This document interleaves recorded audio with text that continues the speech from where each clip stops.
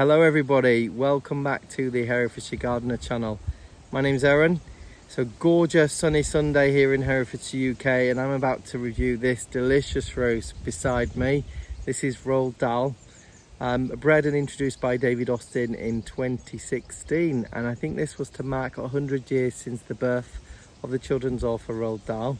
It's a gorgeous colour, lovely soft peaches, apricots, very reminiscent of the peach in James and the Giant Peach. I think this is what inspired the name of this rose. So I'll go through that in just a moment's time. Remember, thumbs up if you like the content so far, and remember to hit the subscribe button so you don't miss any future videos. Thanks again for watching. I hope you enjoy. So I'm back in the kitchen garden again, which is where I have this rose, Roald Dahl. It's in one of the larger pots up by the fruit cage. If you see my previous reviews, you know that a lot of the roses are starting to come out now. They've got a real beautiful collection of scent and colour. This room just smells amazing because of all the roses that are currently in here. The moment you step foot into this area, you just get hit by this wonderful wave of scent. I did a few other roses yesterday reviewing, but as I said, we're going to come on to Roald Dahl now, which is here. So I'll just give you an overview. I have tin foil around the pots. As you can see, it's very sunny in this part of the garden, and the dark colour of the pots would heat up too quickly otherwise. So a little tip just to keep your pots and the soil cool, just in case you're wondering. There he is. Look at this rose. It really is a beautiful peach apricot tone, almost good enough to eat. Beautiful. Rosette shaped blooms, shallow cup, they're not completely flat. But look at the colours and look at how that rose just bounces the sunlight around. I'm glad that I've got a bit of sun to film this one because I think it needs that, really, just to emphasise the lovely warm apricot sunny tones that you can see there. Loaded with buds is this rose. There's so many to come out, but I thought just as the first flush is coming in, what a perfect opportunity to show you. This one was one of the early ones to flower. I'd say it's probably been out now for a good 2.5 weeks.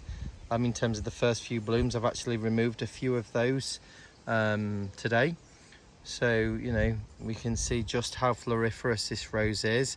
Grows to about 3.5 foot high by about 3.5 foot wide.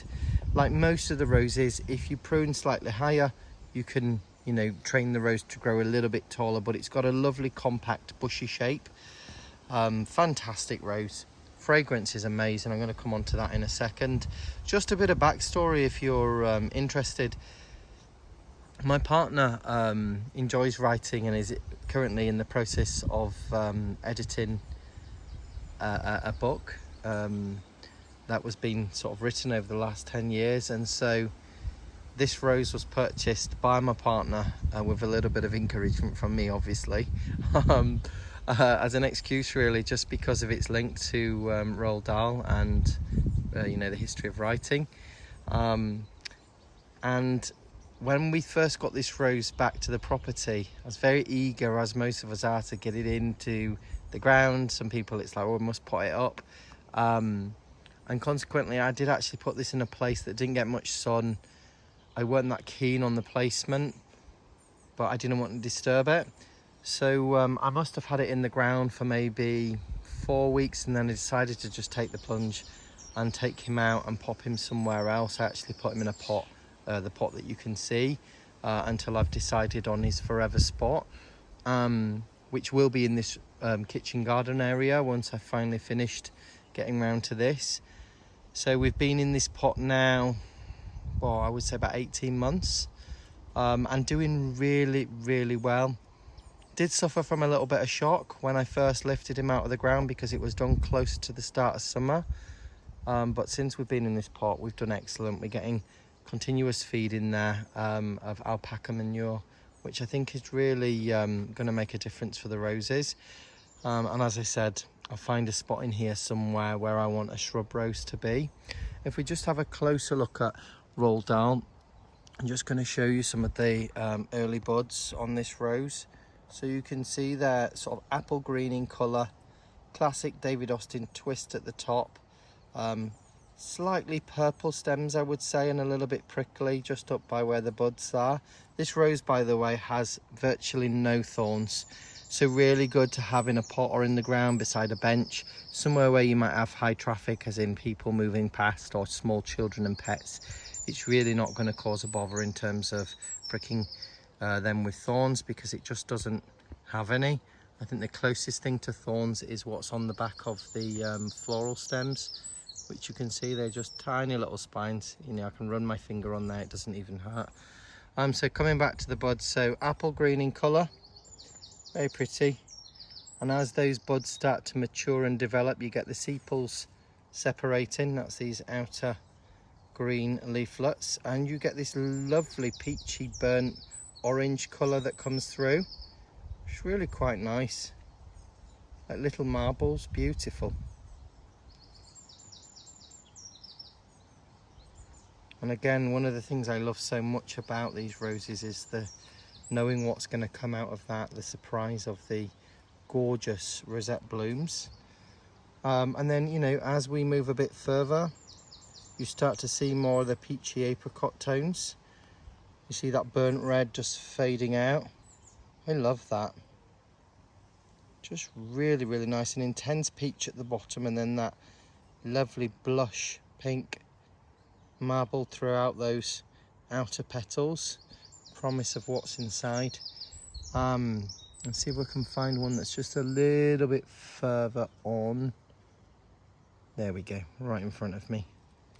So as we start to open up, then you see got a lovely arrangement. Sort of outer petals a bit more relaxed, and that pink and peach pink tones are fading. Lovely hit of yellow in the bottom, like a lot of the David Austin roses.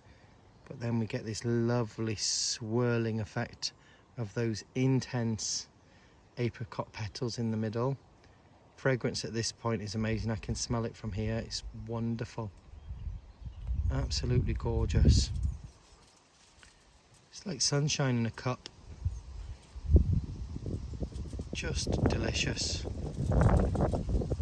Golden, peachy, orange and yellow. And then eventually they sort of open fully as the outer petals fully relax into these swirls or rosettes. There are some stamens in the middle, just down in there. Not very visible to pollinators, but they're still there nonetheless. And the overall shape of the bloom, very pretty. They're not the biggest blooms in the world.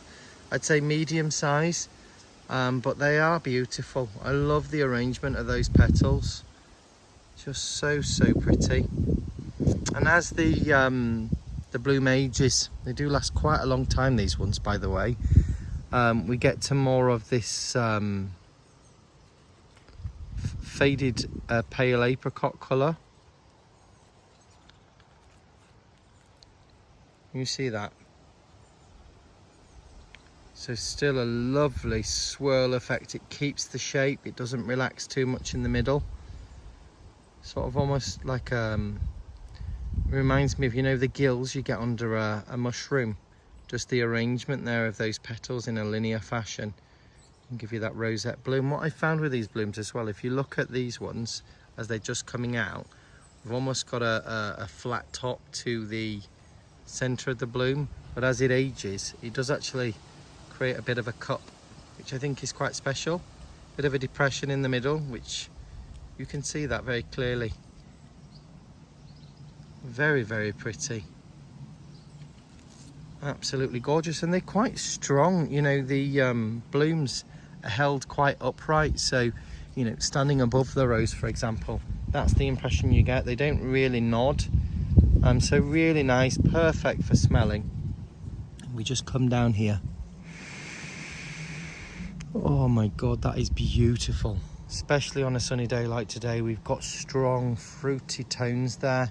It's described as a medium tea rose fragrance, but there's a lovely fruity hit there. It's really nice. The citrus tones in there, really fresh, similar to Crown Princess Margarita, not quite as strong, and there are a few differences in the tones, but That is really, really wonderful. It's exactly what you expect it to smell like just looking at it. And it's a really good rose for carrying scent on the air. You can smell this one straight away when you come into this area of the kitchen garden. In terms of foliage, as you look, sort of give you an overall impression. The foliage is mid to dark green.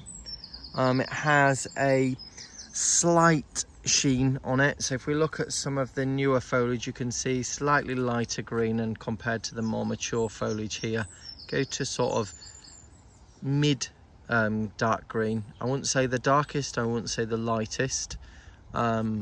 Serrated edges as always, sort of olive green underside. Nothing really different too much about the foliage, but the foliage looks lovely against the colour of the blooms. I think it is the right green for Roald Dahl. Really is quite pretty. Health of the rose is pretty good as well, with it being one of their recent releases in the last sort of 10 years. David Austin are renowned for breeding for disease resistance, and this rose definitely has that genetic makeup, affording it resistance against things like black spot, powdery mildew, etc. So that's Roald Dahl. I've only got one of these. I may end up getting more down the line, but I think it's a superb rose.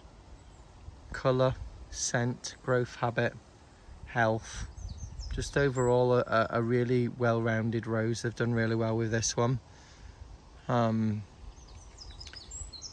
hopefully you enjoyed seeing this. Let's just take one more look at this bloom up here, just in case it's not stuck in your memory.